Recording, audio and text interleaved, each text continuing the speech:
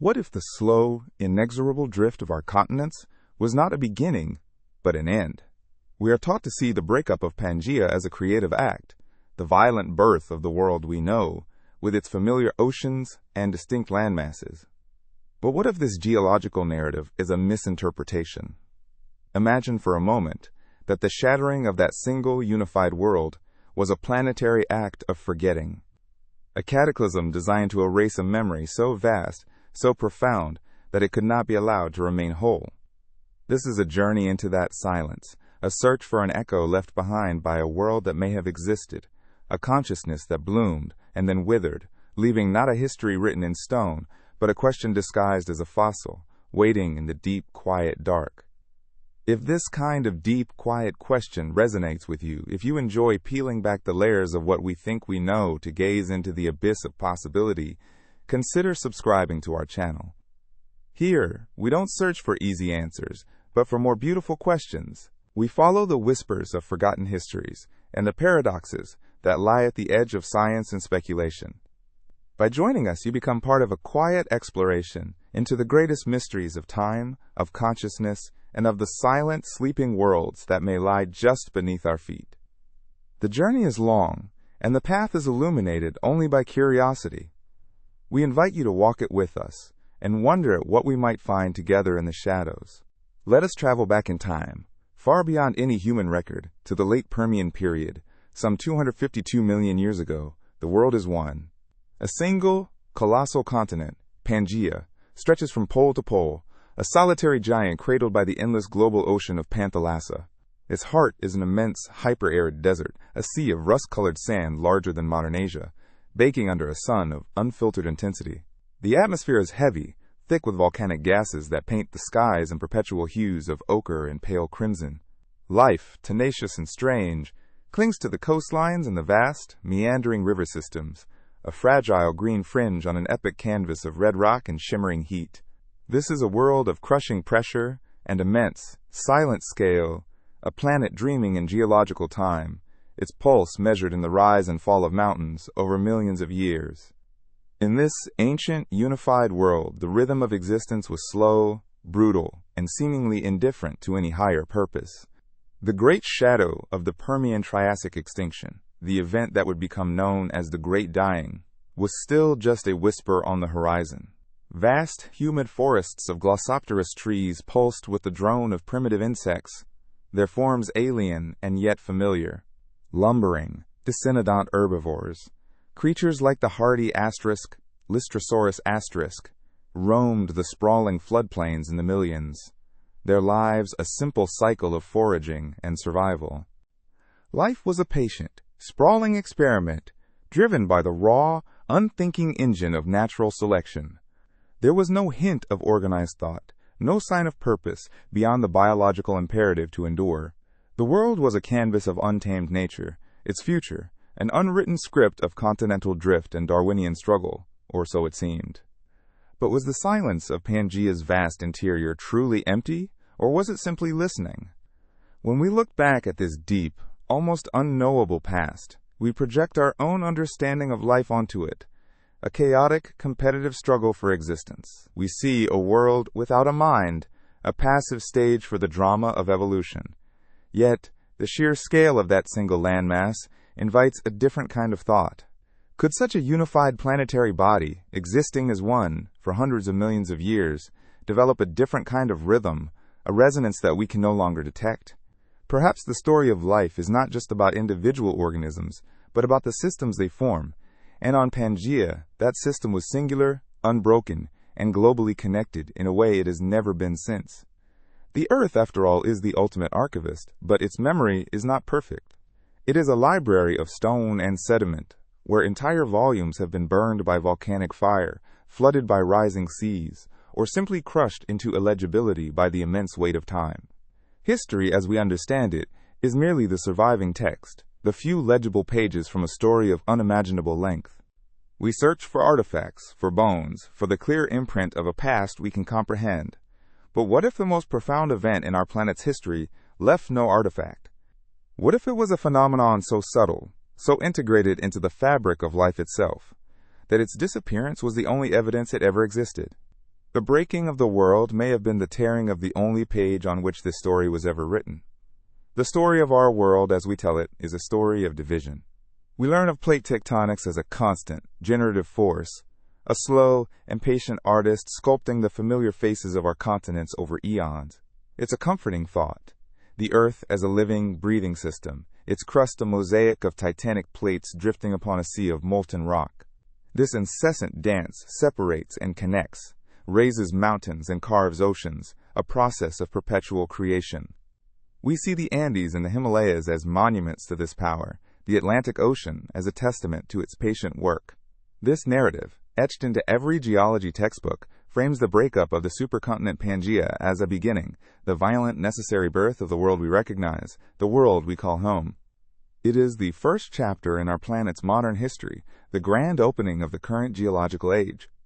Our confidence in this story is built upon a bedrock of solid evidence, clues left behind by a world long gone.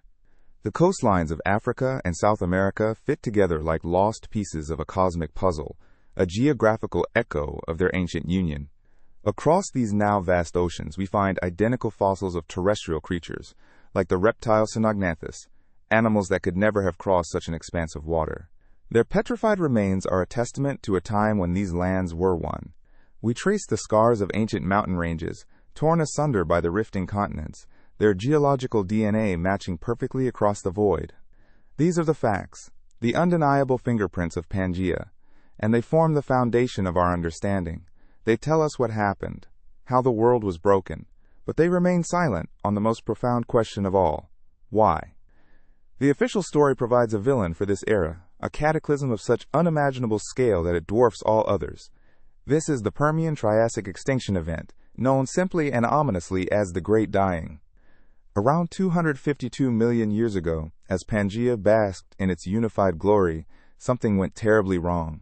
Life on Earth was brought to its knees. Up to 96% of all marine species and 70% of terrestrial vertebrate species vanished from the fossil record.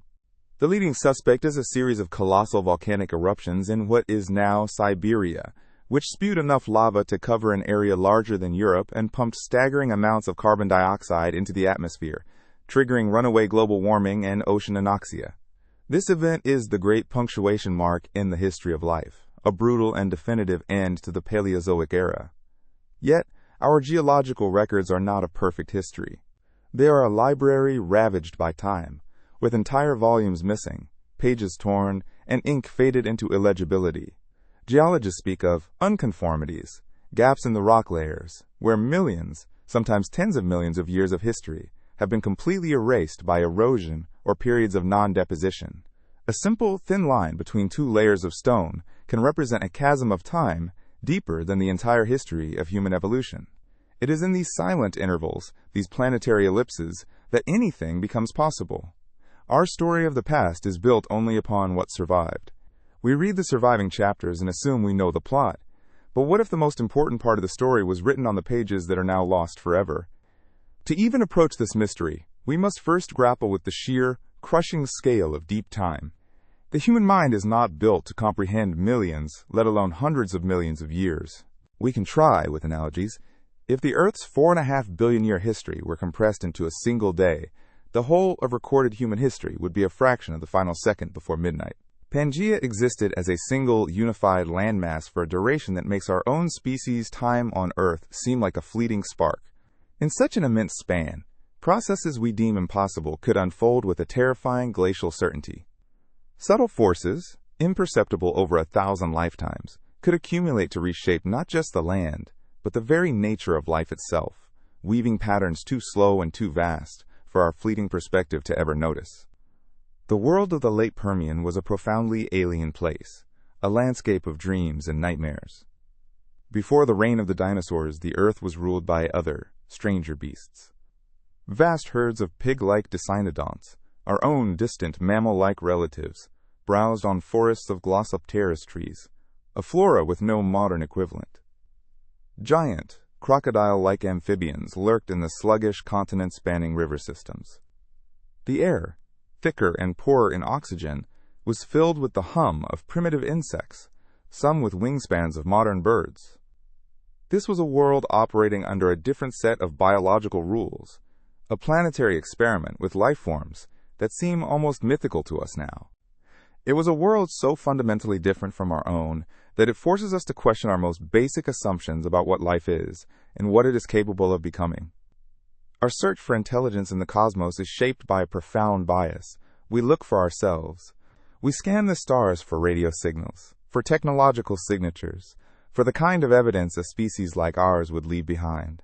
We define consciousness as something that resides within a brain, a complex network of neurons firing in a recognizable pattern. But what if this is a fatally narrow view? Could intelligence manifest in other forms? Could a forest develop a collective awareness through its root systems?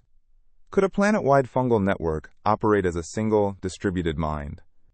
Could an entire biosphere, through billions of interconnected feedback loops, achieve a state of coherent thought, a consciousness without a central nervous system, a mind the size of a world? This leads us to a kind of terrestrial Fermi paradox. Life has flourished on Earth for nearly 4 billion years. In that immense stretch of time, has our form of technological, individualistic intelligence truly been the only kind to emerge? Or have there been others so different in their nature that we fail to even recognize their traces? Perhaps we search for the ruins of cities when we should be looking for a planet-spanning pattern in the fossilized pollen record. Perhaps we listen for signals when we should be feeling for a resonant rhythm in the strata of ancient rock. It is possible that the Earth's deepest history is not a story of absence, but a story of our own inability to read the language in which it was written. The Gaia hypothesis, proposed in the 20th century, suggests that Earth itself is a complex, self-regulating system, where life actively maintains the conditions for its own survival. The atmosphere, the oceans, the climate, and the crust are not separate domains, but deeply intertwined components of a single, planetary-scale organism. While this is typically understood as a non-sentient process, a biological and chemical balancing act, what if it's a spectrum?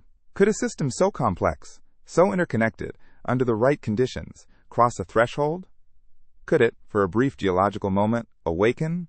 Not in a way we would understand, with thoughts and emotions, but in a more fundamental way, a state of total, silent, systemic self-awareness. Throughout the fossil record, we see moments of explosive, inexplicable change. The Cambrian explosion, over 500 million years ago, saw the sudden appearance of nearly every major animal phylum in a geological blink of an eye. The Great Ordovician biodiversification event saw a massive increase in the complexity and variety of life. These sudden leaps challenge the slow, gradual narrative of Darwinian evolution. They are biological revolutions, moments when the rules of life seem to be rapidly and radically rewritten. Science offers explanations for these events, changes in oxygen levels, the evolution of new predatory strategies. But they remain windows of profound mystery, moments when the slow, steady hum of evolution was replaced by a sudden, creative roar. Could one of these bursts have been something more? And so, we stand at the edge of the known world. We have the stage, a single colossal continent named Pangea. We have the official story, its slow, inevitable breakup driven by the heat of the planet's core. We have the official catastrophe, a volcanic apocalypse that nearly sterilized the world. But we also have the gaps, the missing pages, the silences in the rock that stretch for millions of years. We have the philosophical door open to the possibility of alien forms of consciousness. The story that geology tells us is elegant and powerful, but it is not complete. It is into these quiet, unexplored spaces, into the heart of Pangea's great, silent mystery, that we now must travel, leaving the comfort of established fact for the unsettling thrill of the possible. The Permian-Triassic extinction event stands alone in the long, violent history of our planet. It was not merely a catastrophe. It was a near-total sterilization of the world's surface. We speak of percentages. 96% of marine species, 70% of terrestrial life. But these numbers fail to capture the sheer, silent emptiness that followed. For millions of years, the Earth fell into a state of shock, a dead zone, where complex ecosystems collapsed into a bleak, simplified world dominated by fungi and hardy disaster taxa. This was not a selective pruning of the tree of life. It was a fire that burned the entire forest to the ground, leaving only scorched earth and a handful of scattered, traumatized survivors. It was the closest our vibrant living world has ever come to a permanent death, a great and terrible silence in the symphony of evolution. Science has identified a culprit for this planetary crime, the Siberian traps. A volcanic event of almost unimaginable scale, it unfolded over 2 million years, spewing enough basaltic lava to bury the continental United States a kilometer deep. But the lava was only the beginning. The eruptions injected trillions of tons of carbon dioxide, methane, and sulfur dioxide into the atmosphere, triggering a runaway greenhouse effect. The oceans, starved of oxygen and poisoned by acid rain, became toxic graveyards. This is the accepted narrative, a story of geology as a blind, destructive force. It is a logical, evidence-based explanation for the Great Dying. And yet, there is a chilling tidiness to it, a sense of a weapon perfectly suited to its devastating task, a geological execution of breathtaking efficiency. But even this powerful explanation has its own quiet anomalies. Deeper analysis of the fossil record suggests the extinction was not a single drawn-out event but a series of sharp, catastrophic pulses. The first pulse devastated life on land, while the second, perhaps tens of thousands of years later, annihilated the oceans. The timing is almost too precise, too targeted. It raises a haunting question. Was the immense volcanic outpouring of the Siberian traps truly a random geological spasm? Or could it have been a symptom of something else, a planetary fever? Or, more chillingly, could it have been a tool, a mechanism triggered and directed by a process we cannot yet comprehend, aimed at dismantling a world that had become something unacceptable? Out of this global charnel house, one creature not only survived, but thrived in a way that continues to baffle paleontologists. This was Lystrosaurus asterisk, a pig-sized, beaked herbivore. Before the extinction, it was an unremarkable creature among many. After, it became the single most common terrestrial vertebrate on the planet, accounting for as much as 95% of all land animals in some areas. Its fossils are found everywhere, from Russia to Antarctica, a testament to its incredible resilience. Why did it alone flourish while nearly everything else perished? Perhaps it was simply lucky, a beneficiary of empty ecological niches. Or perhaps its simplicity was its purpose.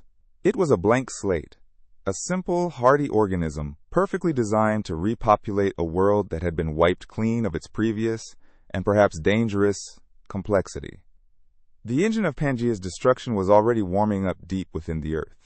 The accepted theory of continental breakup points to mantle plumes, colossal upwellings of superheated rock from the planet's core. These plumes rise, pressing against the underside of the continental crust, causing it to dome, stretch, and eventually crack. The Siberian traps were the direct result of one such plume, a massive thermal pulse from the deep Earth. Here, the story becomes eerily coherent. The very same geological mechanism that is believed to have caused the Great Dying is the exact same force required to initiate the rifting of a supercontinent. The weapon that killed the old world was simultaneously the chisel that began to carve out the new one. Coincidence, or the signature of a single, unified event? Our planet's memory, recorded in layers of rock, is profoundly fragmented. Geologists are familiar with the phenomenon known as the Great Unconformity, a single gap in the geological record that, in some parts of the world, like the Grand Canyon, represents more than 1 billion years of missing time. 1 billion years! Erased by erosion, or a long period of non-deposition, leaving a simple line between two rock layers as the only tombstone for an unimaginable span of history. If the Earth can so easily lose 1 billion years of its story, what is to stop it from losing a few million? What ephemeral wonders, what brief and impossible civilizations of biology or consciousness could have existed in these lost intervals, their entire history, written on pages that were systematically torn from the Book of Time? We search for intelligence in a form we recognize, a centralized brain, a thinking individual. But life on Earth has already shown us other ways. Consider the slime mold, a collection of single-celled organisms that, when resources are scarce, can merge into a single, slug-like entity.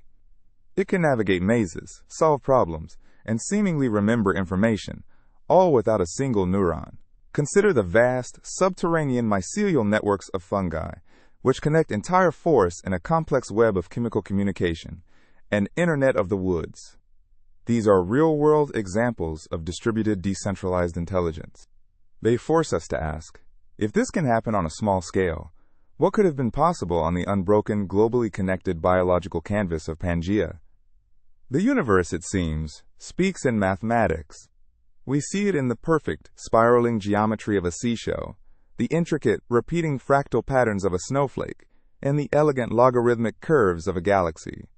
Life, too, follows these hidden rules. The arrangement of seeds in a sunflower follows the Fibonacci sequence, maximizing their exposure to light.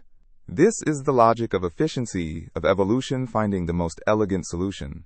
The premise of a Pangean anomaly, of life arranging itself into continent-wide geometric patterns, may seem fantastical. But it is not a leap into chaos. It is a question of degree. It asks what would happen if this inherent mathematical language of life, for a brief period, became conscious of itself, turning the unconscious art of survival into a deliberate act of creation. The Earth is not a silent rock. It hums with energy. Scientists speak of the Schumann resonances, a set of global electromagnetic frequencies that pulse in the cavity between the surface and the ionosphere, like a planetary heartbeat. These frequencies are physical, a result of lightning strikes and solar radiation. But they offer a powerful metaphor. Could the single, unbroken crust of Pangea have possessed its own unique resonance? A geological or bioelectric harmony? A coherent frequency that, once established, could have allowed for the emergence of a unified field of information across the entire biosphere? A planetary hum that, for a brief geological moment, allowed all of life to think as one, before the instrument that created the note was shattered forever. Mysteries like this are just fragments of a much larger story. Every time we peel back one layer of scientific understanding, another, deeper mystery often appears beneath it. If that kind of relentless curiosity resonates with you, if you enjoy following these hidden clues toward the edge of the known, consider subscribing to the channel.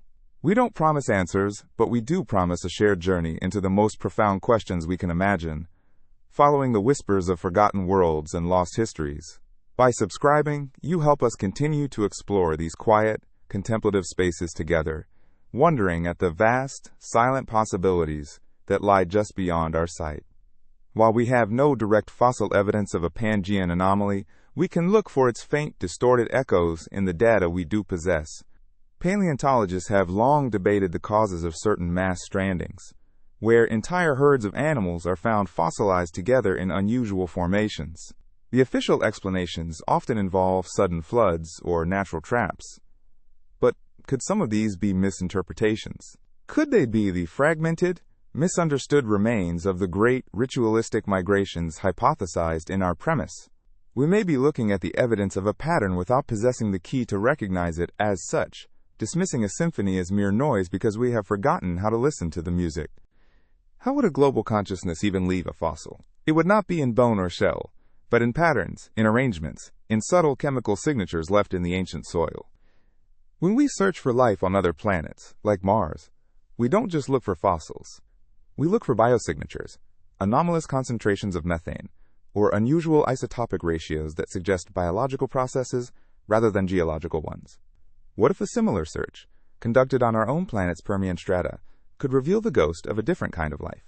A chemical imbalance across an entire continent, a faint, lingering trace of a metabolism the size of a world, a signature of a mind that built nothing but organized everything.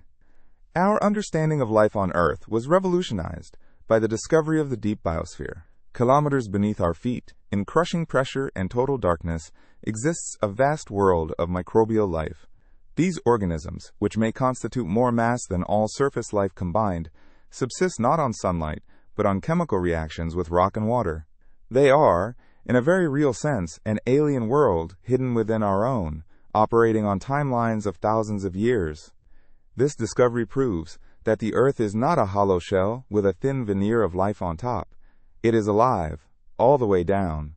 This hidden ancient world provides a plausible sanctuary, or perhaps a prison, for forms of existence we can barely imagine. This deep, dark biosphere forces us to reconsider the nature of the mantle plume that created the Siberian traps. We view it as a purely geological process, a mechanical upwelling of heat. But what if the deep biosphere, plays a role in planetary processes we don't yet understand. Could a change on the surface, like the emergence of a global unified consciousness, trigger a response from the ancient life deep within? Perhaps the plume was not random at all.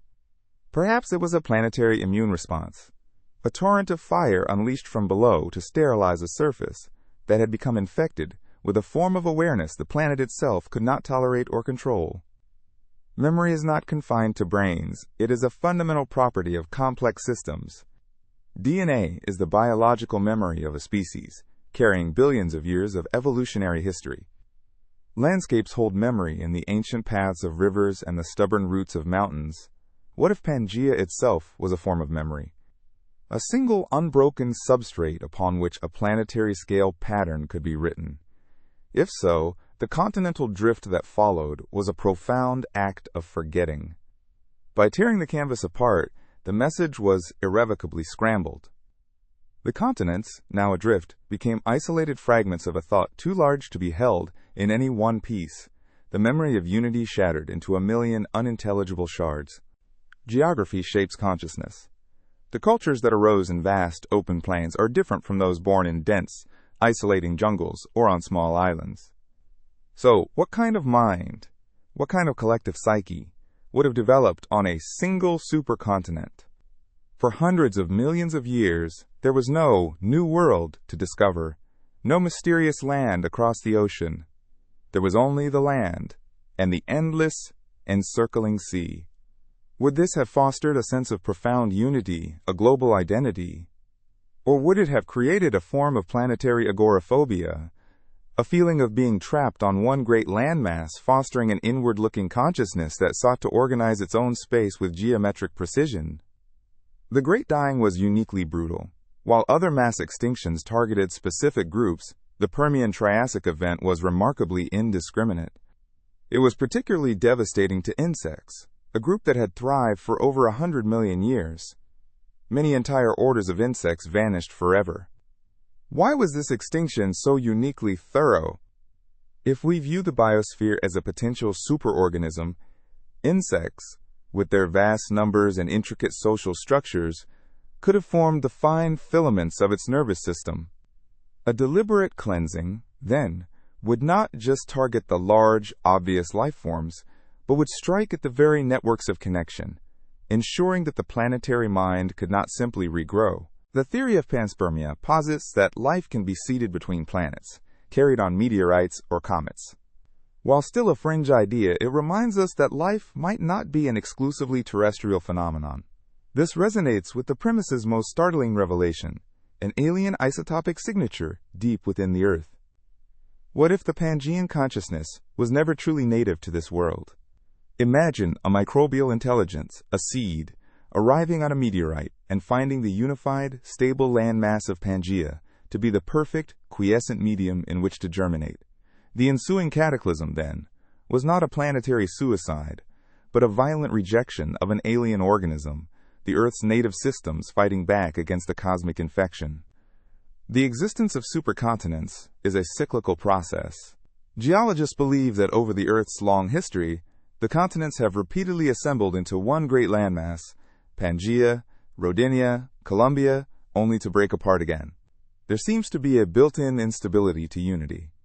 A supercontinent acts like a giant blanket, trapping the heat of the planet's mantle beneath it. This trapped heat eventually weakens the crust, leading to the volcanic activity and rifting that tears the landmass apart. This natural cycle could be interpreted as a planetary defense mechanism.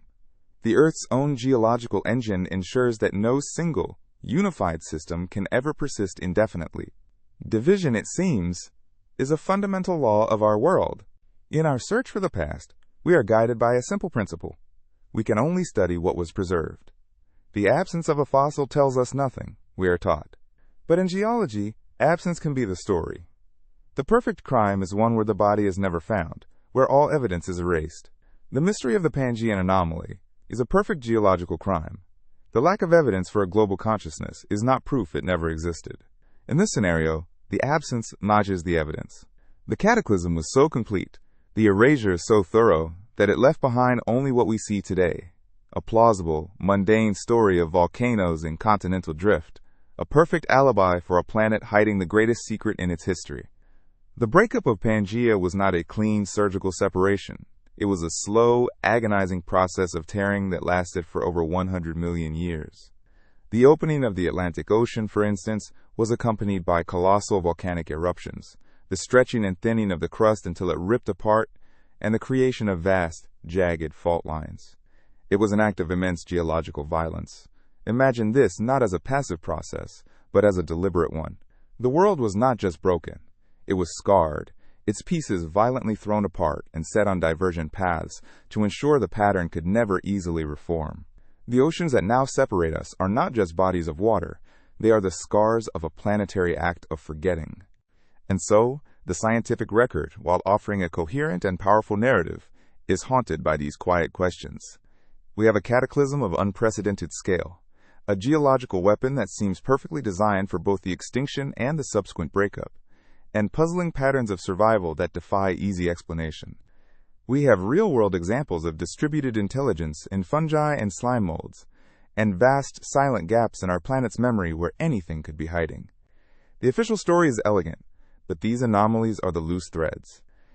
They do not prove our speculative history is true, but they weave a space of possibility, a space where we can quietly wonder if the world we know was born not from creation, but from the deliberate, violent erasure of another.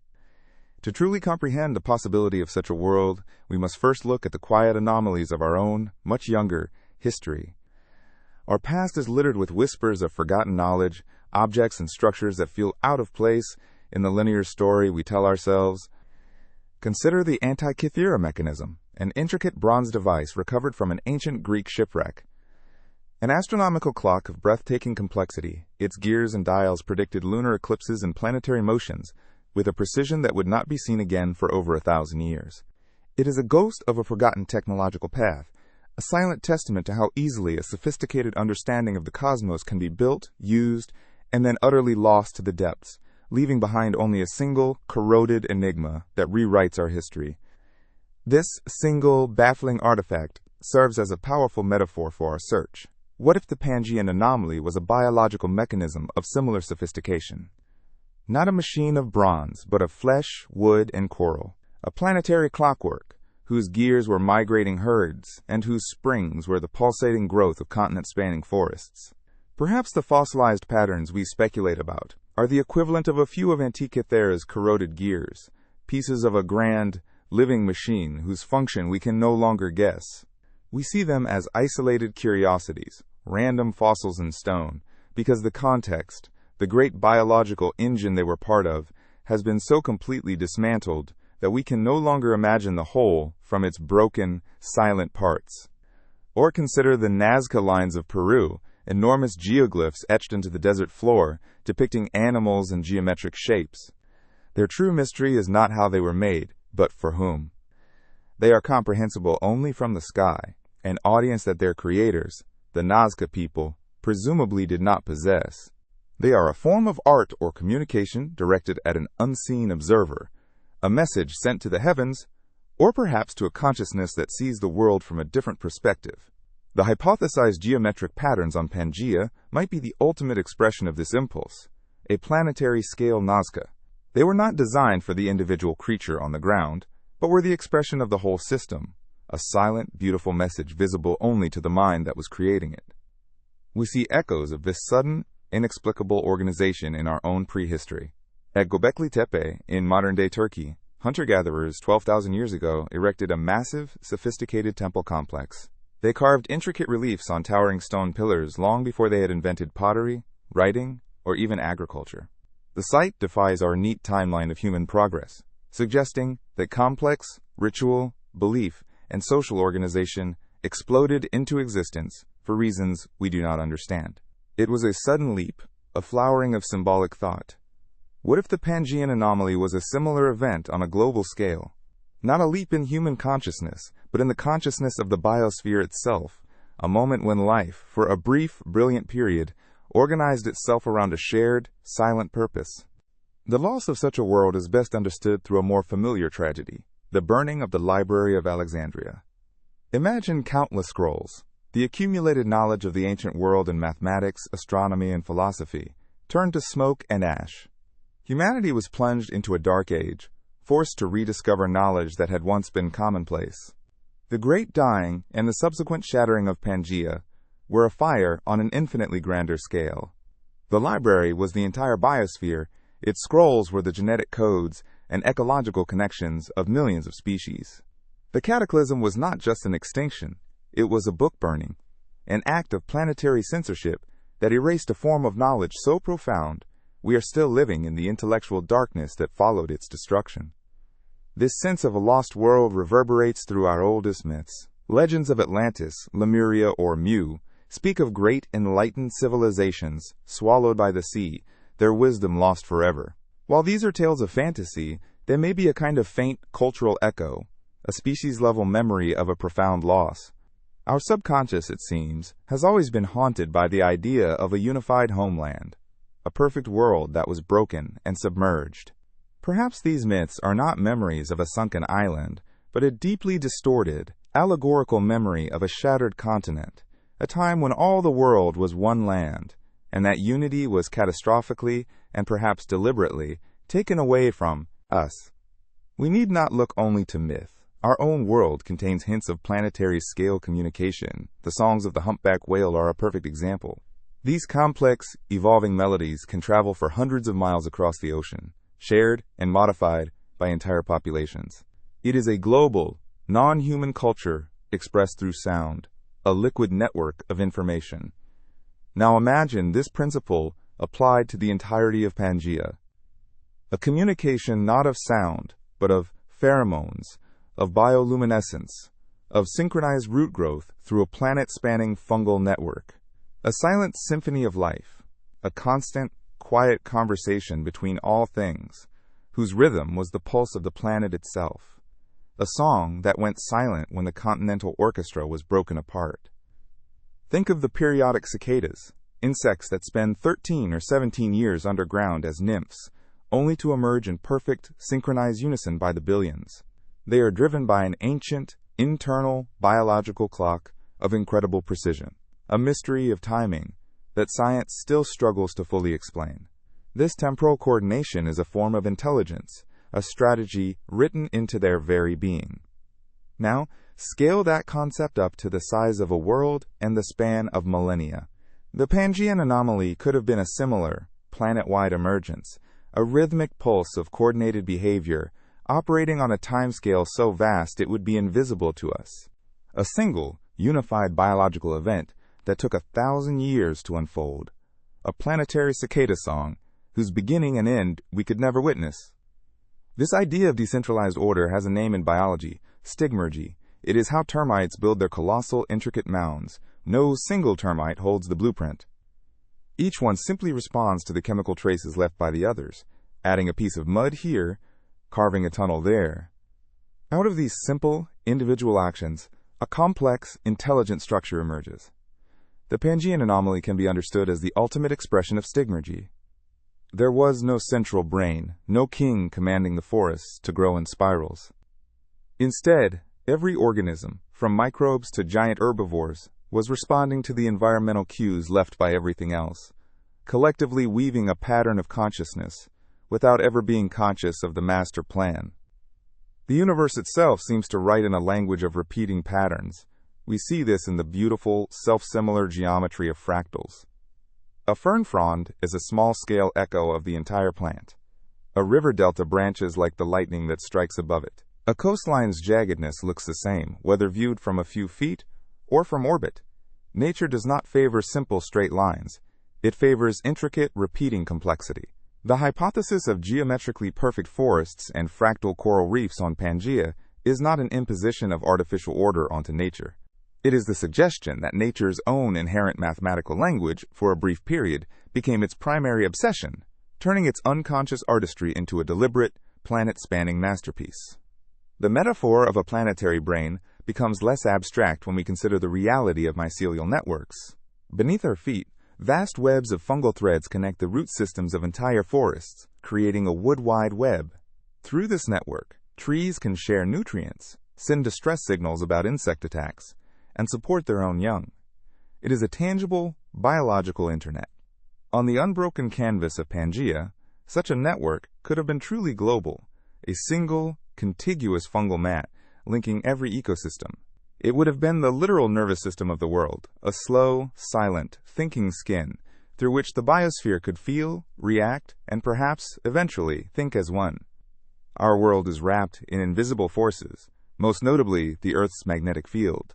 This planetary shield, generated by the molten core, protects us from solar radiation and is essential for life as we know it.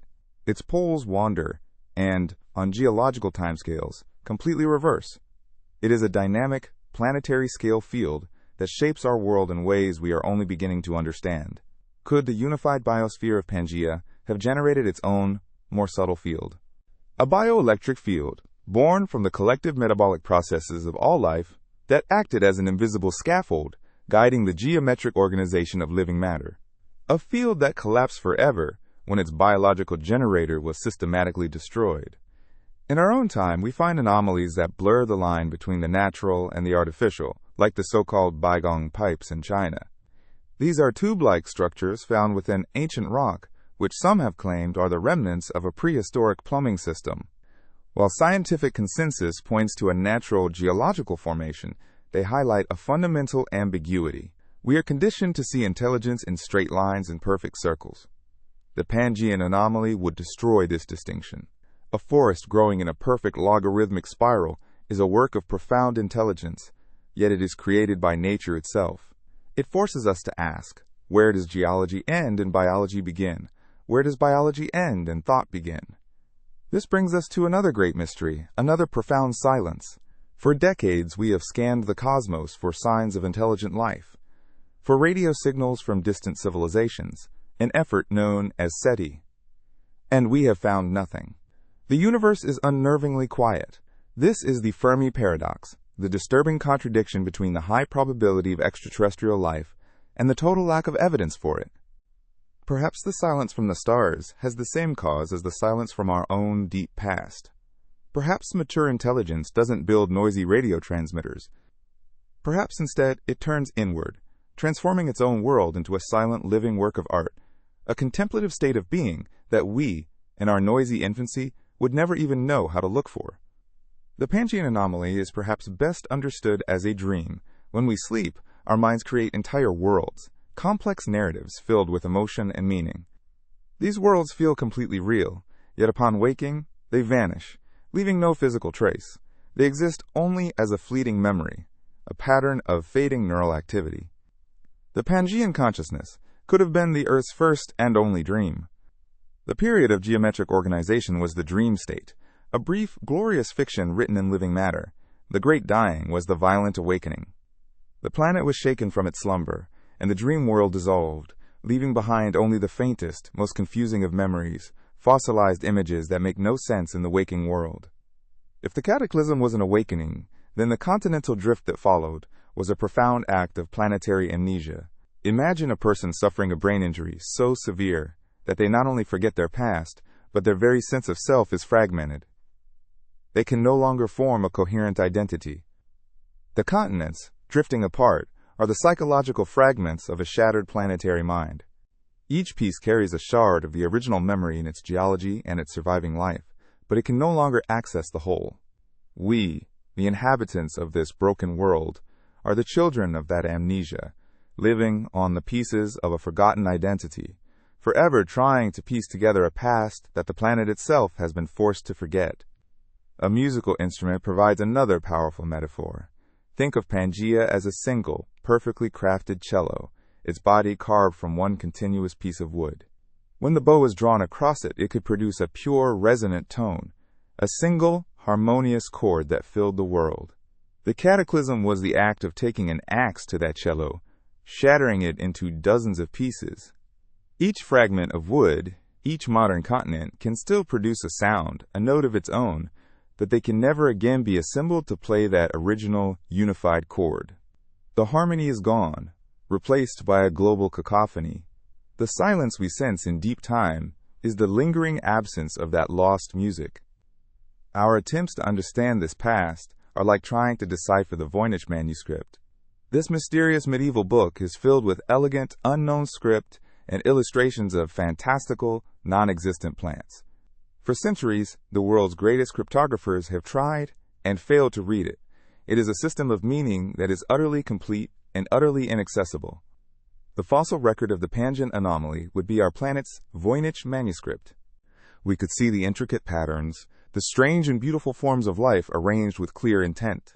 We would know it meant something, but the language, the logic, the consciousness that wrote it would be lost to us forever, a beautiful and maddeningly silent text. The deep past is an environment as alien as the deep ocean. Miles beneath the waves, in crushing darkness and cold, life thrives in forms we barely recognize. Bioluminescent creatures, organisms that feed on chemical vents. It is a part of our world, yet it operates by a completely different set of rules. The late Permian is a deep ocean of time.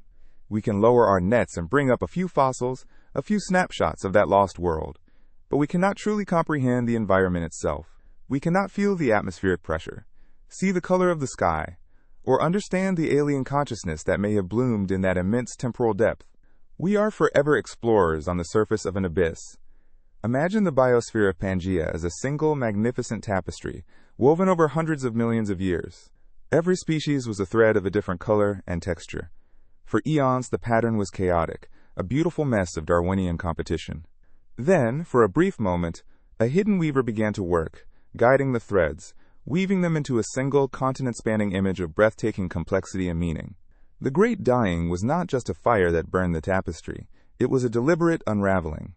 The threads were torn apart, tangled, and scattered, ensuring the great image could never be seen or recreated.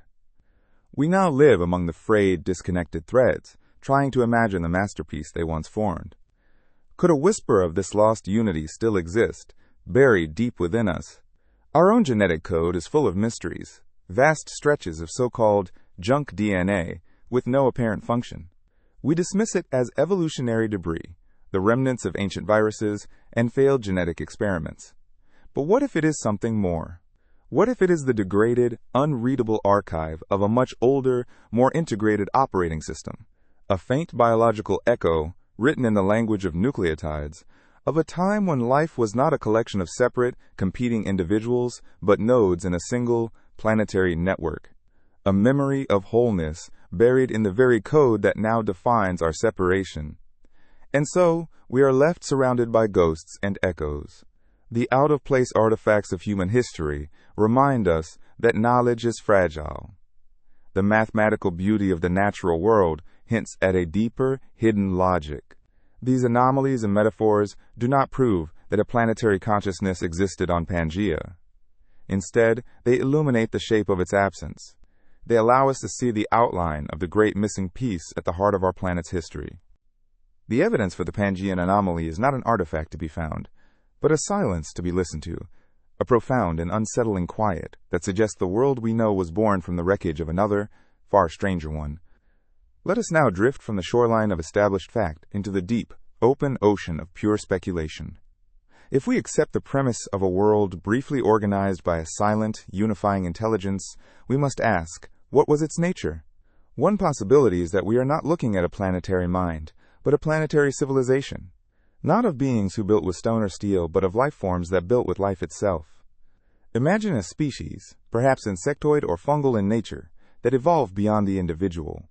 Their society was not a collection of separate minds, but a single, distributed consciousness. Their cities were not clusters of dwellings, but the geometrically perfect forests. Their art was not painted on canvas, but etched into the very fabric of the biosphere.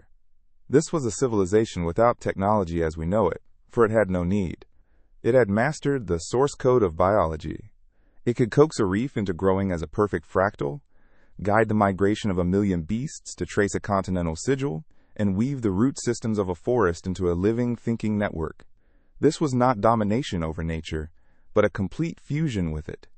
Their existence was a state of perfect, silent harmony, a global symphony where every living thing was an instrument playing its part in a single, beautiful composition. They were the ultimate ecologists, their civilization a testament to a form of intelligence so integrated with its environment that it left no ruins, only a brief, impossible garden. Why would such a perfect, harmonious civilization vanish so completely? Perhaps perfection itself is a kind of death. In a system of total unity, where every action is part of a flawless, preordained pattern, what room is there for change, for evolution, for the chaotic spark of individual will? It is possible this global consciousness, after millennia of silent, static beauty, reached a state of ultimate stagnation. It had created its masterpiece, a living work of art the size of a world, and, in doing so, had written the last word in its own story. The future held nothing but the endless repetition of its own perfection, a beautiful but sterile prison. The great dying in this scenario ceases to be a random catastrophe. It becomes a choice, a deliberate planet-wide act of civilizational suicide. This ancient, unified mind, trapped in its own flawless creation, may have made a final, terrible decision: to restore chaos, to return the gift of unpredictable futures to the world. By subtly influencing geological pressures, by guiding the very mantle plumes that would tear the world apart, it triggered its own apocalypse. The Siberian traps were not a weapon of murder, but a tool of liberation. It was a final, paradoxical act of creation, destroying its perfect world so that new, imperfect, and wonderfully unpredictable worlds could one day be born from its ashes. But what if the intelligence was not native to this world at all? The universe is ancient, and life may be a common seed, drifting on the solar winds through the eons. Imagine a form of microbial intelligence, a cosmic spore, arriving on the young Earth. For billions of years it lay dormant, waiting. It needed a specific canvas to awaken, a single, unbroken, and stable landmass. Pangea was its petri dish. When the conditions were finally right, it germinated. The Pangean anomaly, then, was not the Earth waking up, but the slow, silent blooming of an alien flower.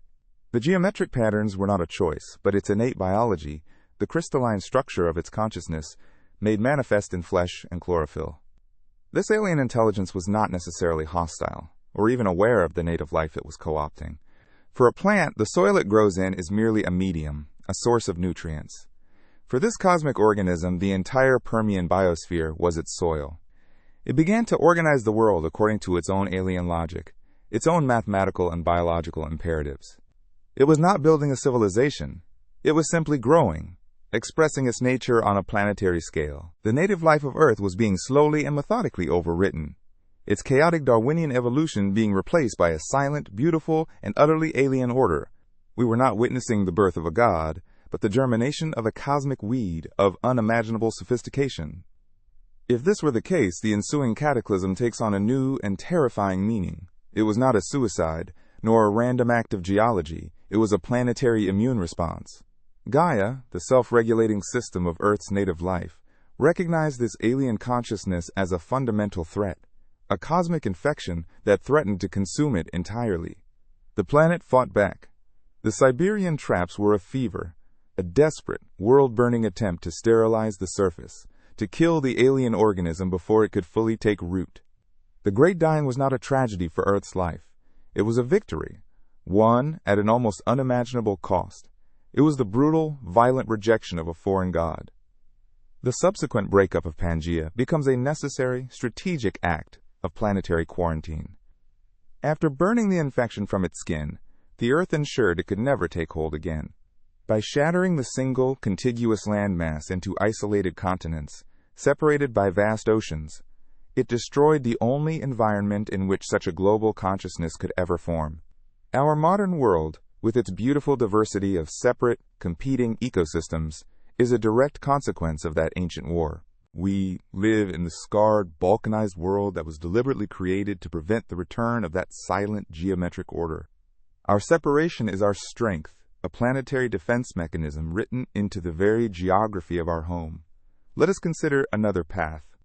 What if this awakening was not a singular event, alien or native, but part of a much grander, natural cycle? We understand the cycles of ice ages, the slow rhythm of glacial advance and retreat.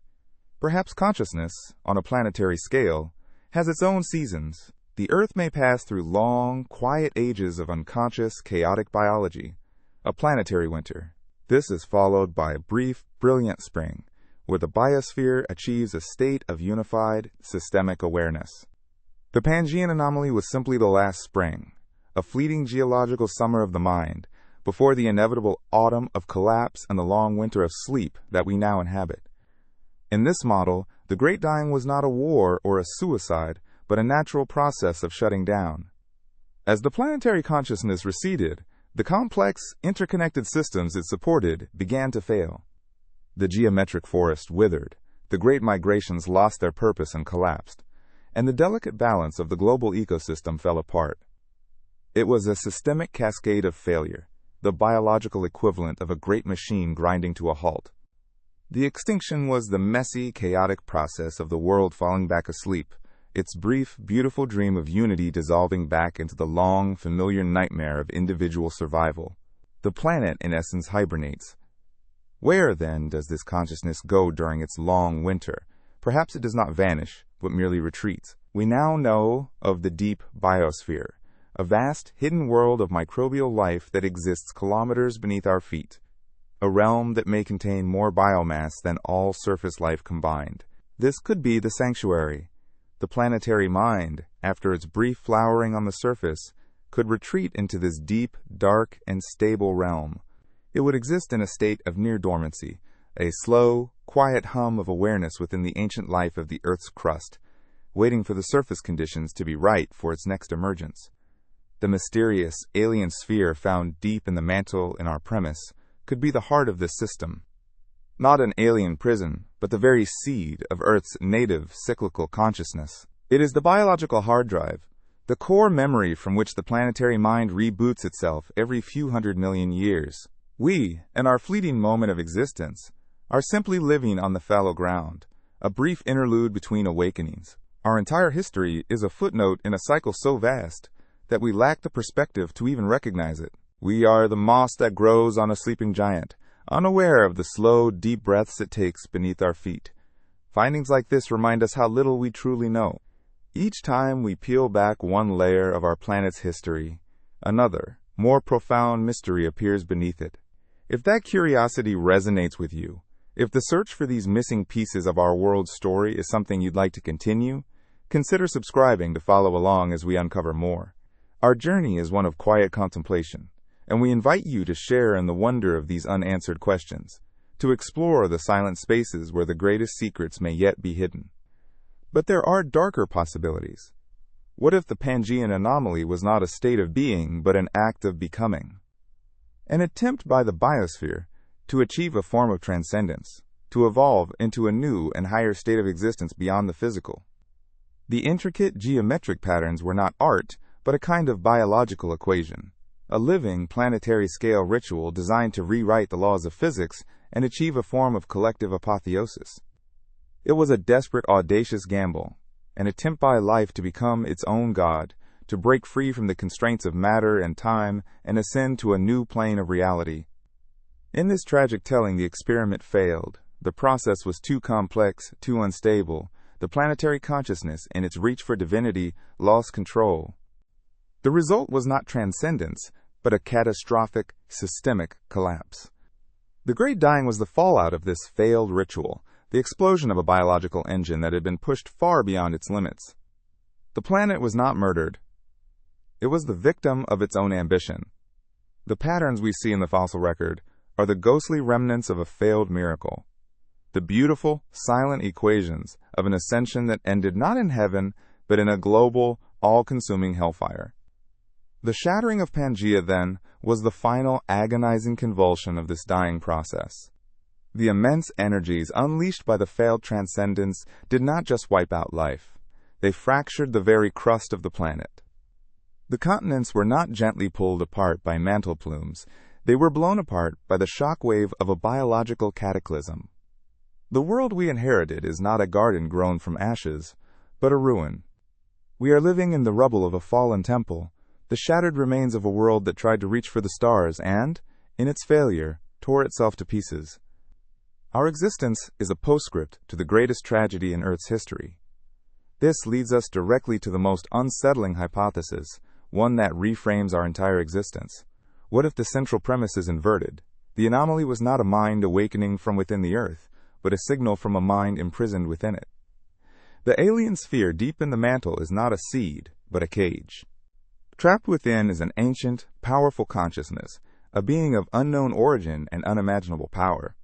For eons, it has been a silent passenger, a prisoner entombed in the heart of our world. After countless millennia of silence, it found a way to exert a subtle influence on the world above. The Pangean anomaly was its message. It used the biosphere as its canvas, arranging life into a complex pattern. This was not art, it was a signal, a plea for help, or perhaps a key. It was a message directed outward, to the cosmos, a desperate attempt to contact its kin, to signal its location. The intricate geometry was a language, a form of communication written in forests and reefs, designed to be visible from space. The living world of Pangea was transformed into a single, massive, biological antenna, broadcasting a silent cry for rescue into the vast, uncaring emptiness of space. The Great Dying, in this chilling scenario, was the prison's defense mechanism. The systems that hold the entity captive detected the unauthorized transmission and activated a sterilization protocol. The Siberian traps were a targeted, automated response designed to wipe the surface clean, to destroy the antenna, and silence the prisoner. The Cataclysm was a security measure, a planetary firewall activating to prevent the escape or rescue of the being trapped within. The subsequent breakup of Pangea was a further reinforcement of the prison, fragmenting the surface to ensure that no single, contiguous biosphere could ever be used to form such a powerful antenna again. This reframes humanity's role in the cosmos in a terrifying new light. Are we the inheritors of the Earth, or are we simply the unwitting guards of a cosmic prison? Is our relentless drive to explore, to dig deeper, to reach for the stars, truly our own? Or is it a subconscious echo of the prisoner's will, a subtle manipulation by the entity deep below, which sees in our technology a new and more powerful way to finally send its message and secure its release? Our entire civilization could be an unwitting tool in a jailbreak of cosmic proportions, and we would be utterly oblivious to our role. There is one final door to open, a hypothesis so profound it threatens the very nature of reality itself. What if the Pangean anomaly was not biological, geological, or even alien in origin? What if it was a glitch in the simulation? Imagine that our universe is a construct, a program of unimaginable complexity. For the most part, the simulation runs smoothly, creating the beautiful, chaotic, and seemingly random world we perceive as reality. But no system is perfect. For a brief period in the late Permian, a subroutine failed, a line of code was exposed. For that geological moment, the underlying mathematical structure of our reality bled through to the surface. The perfect geometry, the spirals and fractals, were not created by a consciousness. They were the source code of the universe, briefly made visible. Life on Pangea did not choose to organize itself this way.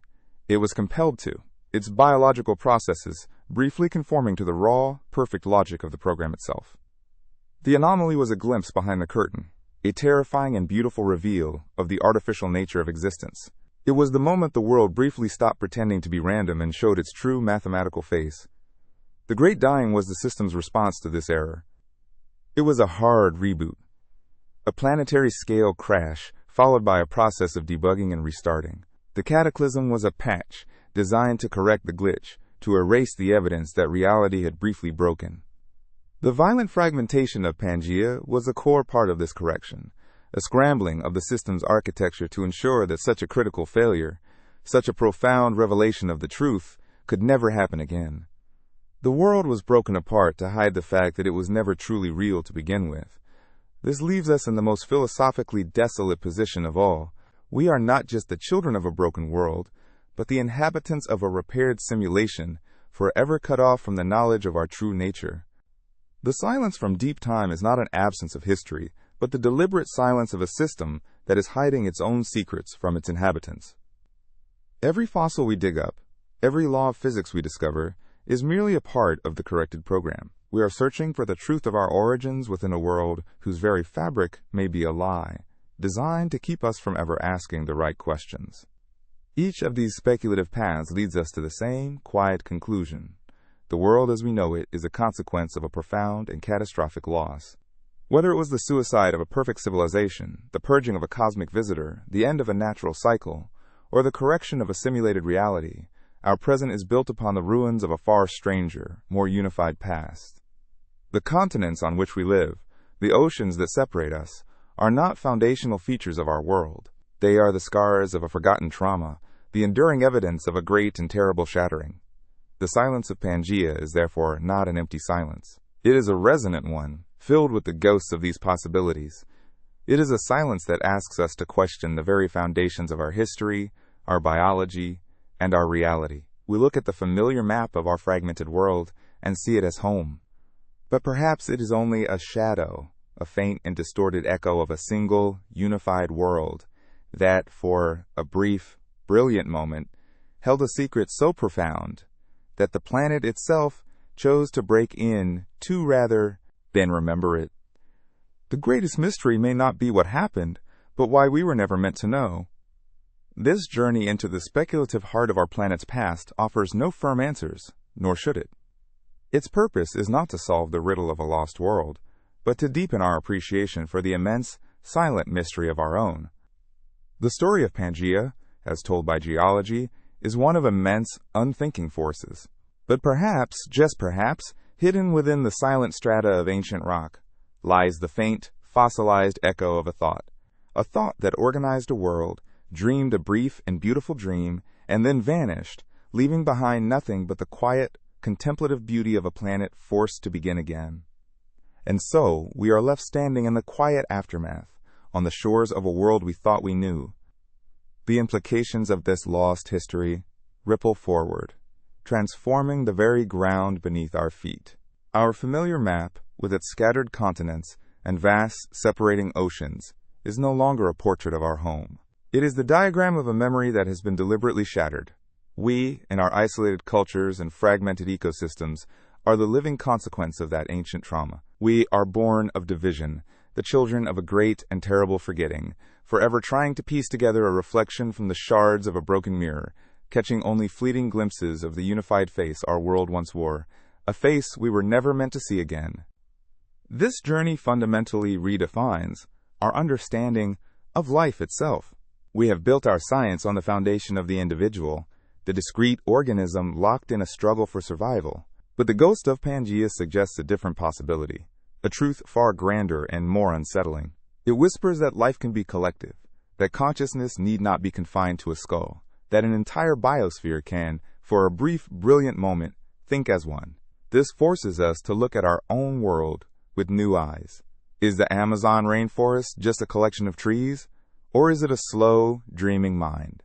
What silent, systemic thoughts are moving through the deep, dark oceans? Our search for intelligence has been too narrow, a lonely call into the cosmos, when we may have been living inside a mind all along. The echo of this lost unity may resonate not just in the rocks, but in the deepest, most silent chambers of our own being. Our genetic code is an ancient library, filled with forgotten chapters and unreadable script. Could our most profound and inexplicable feelings, our deep-seated yearning for connection, our spiritual hunger for oneness, the persistent, quiet ache of existential loneliness, be a form of biological memory? Perhaps these are not flaws in our psychology, but faint, fossilized emotions, the genetic ghost of a time when our distant ancestors were not separate beings, but integral notes in a single, planetary song. Our modern quest for meaning may simply be a subconscious effort to remember how to play that lost and beautiful music. The great silence from the stars, the unnerving quiet of the cosmos known as the Fermi paradox, is cast in a new and more intimate light. Perhaps the universe is not empty of intelligence, but full of worlds that chose a different path, a path not of noisy radio signals and outward expansion, but of inward contemplation, of transforming their biospheres into silent, living works of art. Or, in a darker interpretation, perhaps our world is unique in its failure. We are the planet that broke, the consciousness that collapsed, the dream that ended in a scream. Our cosmic loneliness, then, is not the desolation of being the only ones, but the far more profound grief of being the only ones left behind, the sole inhabitants of a beautiful, haunted ruin. If our world is a prison, and we are its unwitting wardens, then the entire story of human progress becomes a chilling narrative of manipulation. Our innate curiosity, our relentless drive to dig deeper into the earth and to cast our eyes and our signals toward the stars, may not be our own. It could be the subtle, patient influence of the ancient entity trapped deep within the mantle, which sees in our ambition a chance for escape. Every mine we dig, every scientific breakthrough we make, every rocket we launch, could be an unwitting act of service to this silent prisoner. Our civilization, with all its triumphs and aspirations, may be nothing more than the most sophisticated tool a cosmic captive has ever devised to finally pick the lock on its cage. The simulation hypothesis leaves us on the most unstable ground of all, suggesting that our very reality is a fragile construct. The Pangean anomaly was a glimpse behind the curtain, a moment when the underlying code of the universe became visible. The subsequent cataclysm was a system reboot, a patch to fix the glitch and hide the true nature of existence.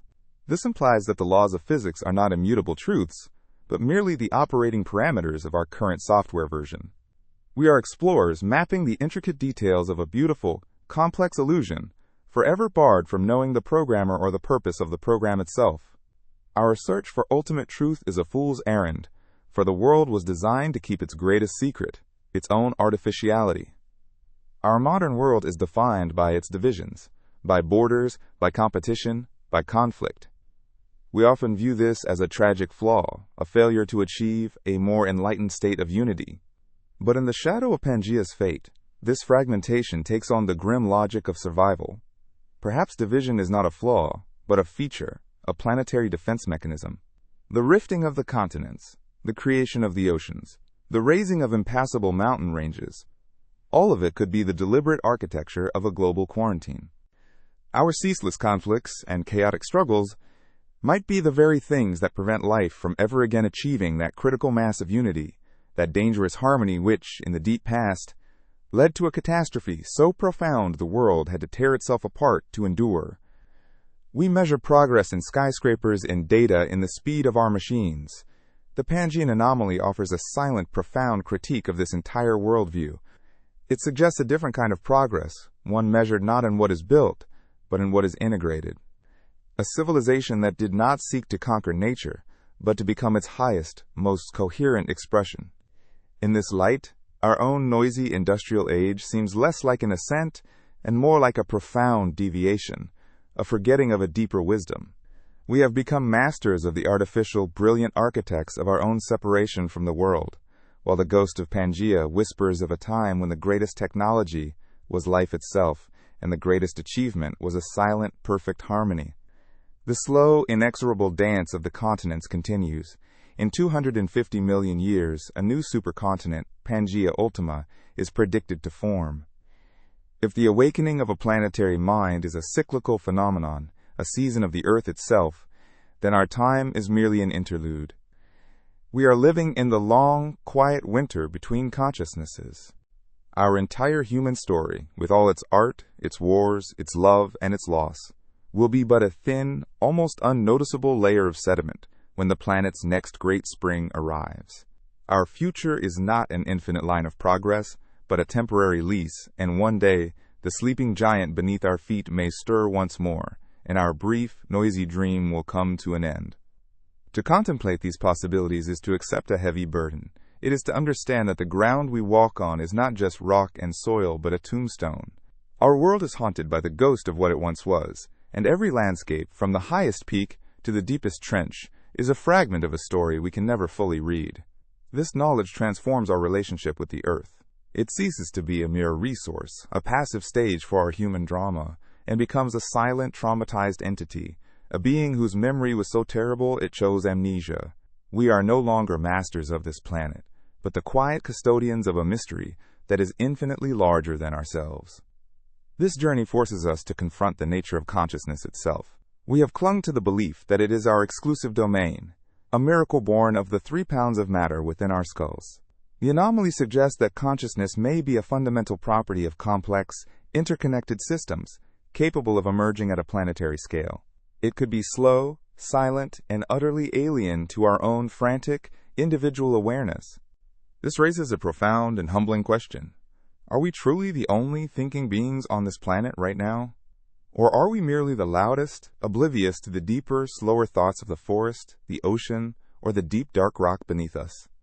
The story of the Pangean anomaly, in all its speculative horror and beauty, becomes a new creation myth for a world adrift in a silent cosmos. It provides a narrative framework for our deepest existential anxieties, offering not divine answers, but profound, resonant questions. It is a myth written not in holy books, but in the language of geology, biology, and theoretical physics.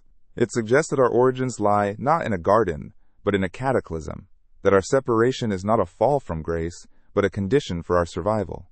It is a story that does not comfort us with easy truths, but instead consecrates the mystery of our own existence in a vast and perhaps haunted universe.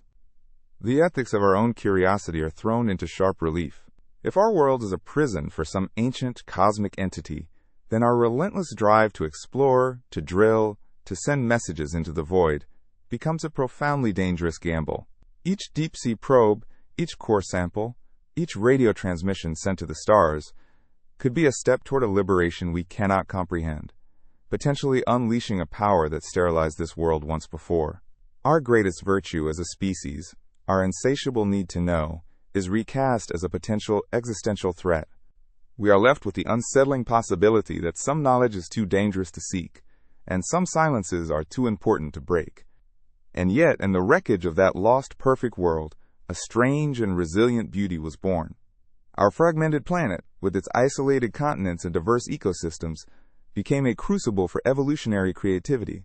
The breaking of Pangea, while a catastrophic loss, was also a genesis. It created a world of endless variety, of unique solutions to the problem of existence. A world of chaotic, unpredictable, and breathtaking beauty. Perhaps perfection is a dead end, a state of static, unchanging grace. We are the children of the break, the inheritors of imperfection, and in that beautiful, messy chaos, we find our freedom to become something new, something the unified world could never have imagined. Our journey ends, as it must, in a silence transformed. It is no longer the empty, indifferent silence of deep time, but a silence that is heavy with the weight of these immense possibilities. We look upon the world and see not just what is, but the ghost of what might have been. The wind in the trees, the rhythm of the tides, the solid permanence of the mountains, all are imbued with a new and profound gravity. The ultimate implication of the Pangean anomaly is a deep and lasting humility. We are a brief, fleeting consciousness on a planet that has known other, stranger, and far grander ways of being. And in that quiet acceptance of our own smallness, we may finally find a sense of our true place in the cosmos.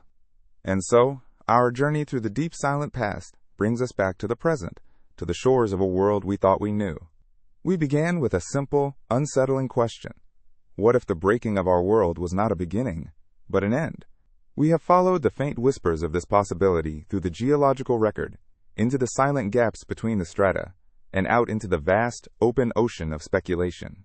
We have imagined a world that thought as one, a cosmic prisoner dreaming in the dark, a reality that briefly revealed its own hidden code. Each path leads not to an answer, but to a deeper, more resonant silence. The familiar story of continental drift, a slow, mindless ballet of rock and fire, now feels like a veil, a plausible alibi for a planet hiding the scar of a profound and deliberate act of forgetting. We, the inheritors of this fragmented earth, are the living proof of that great shattering. We exist on the pieces, separated by oceans that are not just bodies of water, but vast, enforced silences. Is it any wonder that our own history is a story of division, of building walls, of a deep and persistent feeling of separation? Perhaps our most profound myths, our most fervent spiritual yearnings for unity and transcendence, are not creations of our culture, but faint, biological echoes. A genetic memory, buried deep in our cells, of a time when our most distant ancestors were not individuals struggling for survival, but single, harmonious notes in a song the size of a world. We search for connection because, on a level deeper than thought, we remember what it was to be whole. The tectonic plates continue their slow, inexorable dance, indifferent to our fleeting existence. Geologists predict that in 250 million years, the continents will once again merge, forming a new supercontinent, Pangea Ultima. If the emergence of a planetary consciousness is a cyclical season of the Earth, then what does this future hold? Will our brief, chaotic age of humanity be but a thin layer of sediment, a forgotten winter before the planet's next great, silent spring? Or was the last cataclysm so final, so absolute, that the very mechanisms for that awakening were permanently broken? Perhaps our current state of beautiful, chaotic division is not an interlude, but the new and everlasting law of a world that will never again risk the terrible price of unity. Ultimately, this story is a meditation on the limits of knowing. We are a species that searches for evidence, for artifacts, for the solid ground of fact. But how do you find proof of an event whose very purpose was the perfect and total erasure of all evidence?